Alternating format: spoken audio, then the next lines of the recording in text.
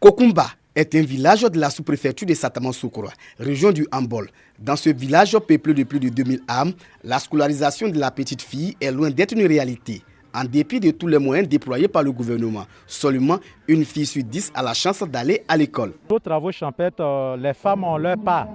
Souvent, elles font les champs d'arachide. Donc, quand le temps de semences d'arachide arrive, vraiment, les femmes ne laissent pas les enfants aller à l'école. Donc, elles souhaitent que leurs enfants les accompagnent au champ que d'aller à l'école. Et en plus, les grossesses. Quand tu mets l'enfant à l'école d'ici la 6e ou 5e, tu trouves que l'enfant est en grossesse. Ça fait que ça décourage beaucoup les parents. Voilà pourquoi la grande partie de nos élèves, c'est les garçons. Depuis quelques années, les lignes semblent bouger. On dit ici que la femme ne peut pas aller loin à l'école. Donc nous, on veut leur montrer que la femme peut aller à l'école. Même il y a des femmes ministres. Il est de notre devoir aujourd'hui de retourner à la base vers nos parents pour les sensibiliser, pour leur dire que la jeune fille a autant de potentialité que le jeune garçon. Et elle peut aussi travailler et réussir à l'école, venir aider au village comme le garçon. Et cela grâce aux campagnes de sensibilisation de l'association des jeunes de Kokumba. Pour joindre l'acte à la parole, les sensibilisations sont accompagnées de kits scolaires pour encourager les meilleurs écoliers. Les actions pour accroître le taux de scolarisation de la petite fille sont soutenues. Ainsi, le maire de la commune de Satamansoukro, paré de la 4e édition de la journée culturelle de Kokumba, encourage l'initiative. Pour aider cette jeunesse-là, surtout les jeunes filles, c'est pour ça que nous avons déjà entrepris la construction du préau qui va être un élément catalyseur du développement. C'est-à-dire chaque soir, les élèves vont se retrouver pour apprendre encore, pour répéter. La 4e édition de la journée culturelle des jeunes de Kokumba a eu pour thème l'école facteur fondamental pour le développement de Kokumba.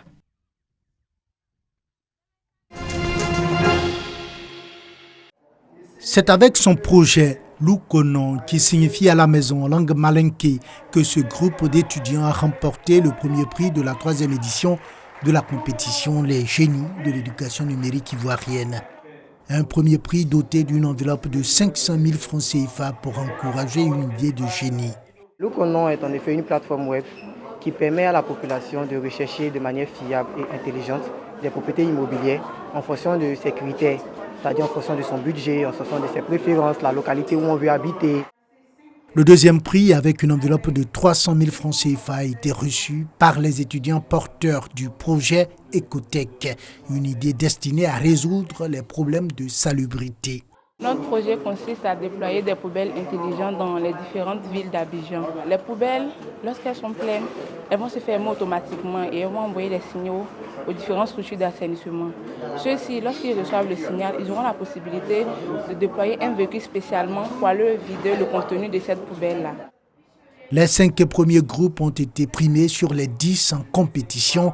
Les Génies de l'éducation numérique ivoirienne est une compétition initiée par l'Université virtuelle de Côte d'Ivoire en vue de promouvoir l'entrepreneuriat et l'emploi des jeunes. Ce qui nous a beaucoup frappé au cours des différents exposés que nous avons vus, c'est l'effort. C'est-à-dire l'effort de nos étudiants à proposer des solutions qui vont améliorer le quotidien de nos populations.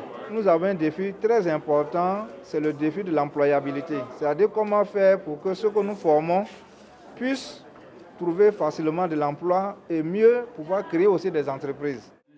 Selon les organisateurs, cette compétition a un objectif pédagogique et vise à donner l'opportunité aux lauréats et à tout porteur de projets innovants de bénéficier de l'accompagnement des services à la création d'emplois de l'Université virtuelle de Côte d'Ivoire.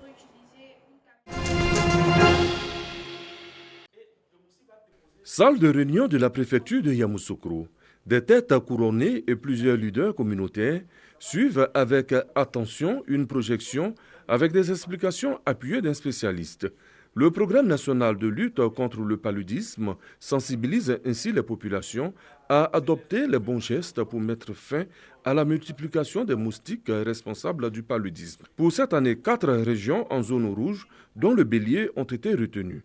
La Côte d'Ivoire, il faut le savoir, s'est fixé comme objectif d'éradiquer le paludisme d'ici 2030. Le pays se donne des moyens pour y parvenir. Yamoussoukro n'échappe pas aux efforts. Le diagnostic précoce, la prise en charge dans les centres de santé, dans nos villages par les agents de santé communautaire et bien entendu le respect de ce qui est dit, dormez sous la moustiquaire et assainissez votre cadre de vie. Quand nous allons nous impliquer, nous tous, nous allons forcément réussir à éliminer donc le paludisme et c'est cette contribution forte qui est attendue de tous. Les communautés sont désormais outillées pour la riposte. Tout ce que les gens ont expliqué, les médecins nous ont expliqué que la maladie que les moustiques donnent, effectivement ça existe. Ensemble, accompagné de tous mes frères ici, voisins, on avait trouvé des solutions d'aller rencontrer nos différents voisins pour leur demander, celui qui a coupé un punet ou bien même n'importe quelle casserole usée qui est couchée là, c'est mieux de parler à ton voisin, de les jeter. Après Yamoussoukro, la caravane va sillonner toute la région du Bélier. Des bailleurs de fonds comme le Fonds mondial et l'USAID se tiennent aux côtés de la Côte d'Ivoire dans le cadre de l'éradication du paludisme.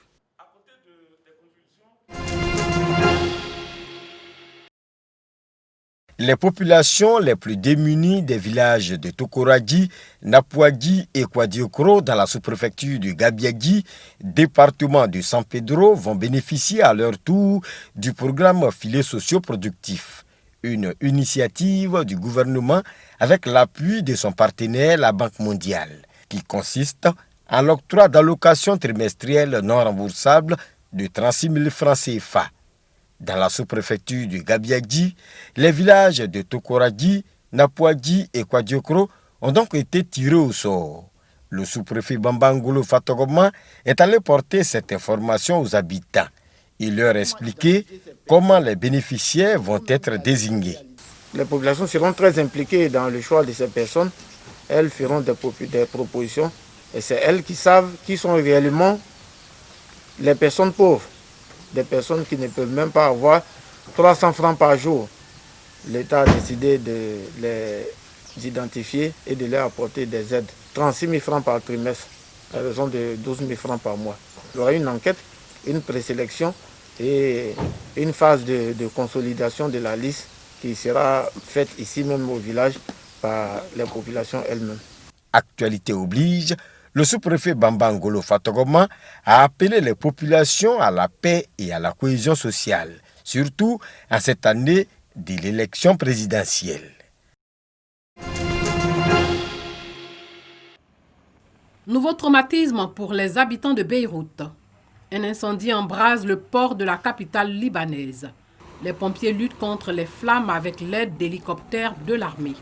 Le feu s'est déclaré dans un entrepôt contenant des bidons d'huile et des pneus. En cause, la chaleur ou une erreur selon le directeur par intérim du port. Cet incendie est le deuxième en moins d'une semaine dans la zone sinistrée. Un choc de plus après la catastrophe du 4 août dernier. L'explosion d'un stock de nitrate d'ammonium avait fait 190 morts et plus de 6500 blessés. Une vingtaine de personnes ont été arrêtées pour répondre de ce drame.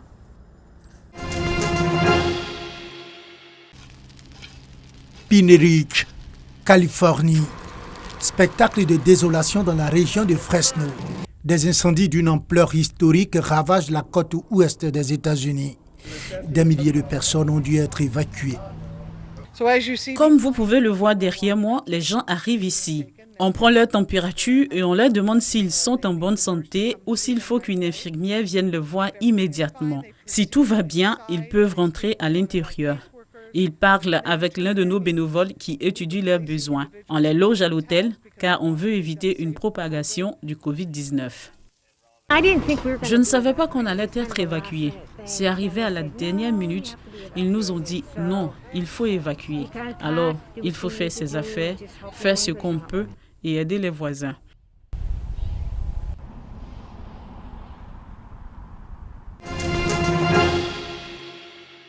Sous le futur aéroport de Mexico, des animaux surgissent de la préhistoire. Les ossements d'une centaine de mammouths ont été découverts.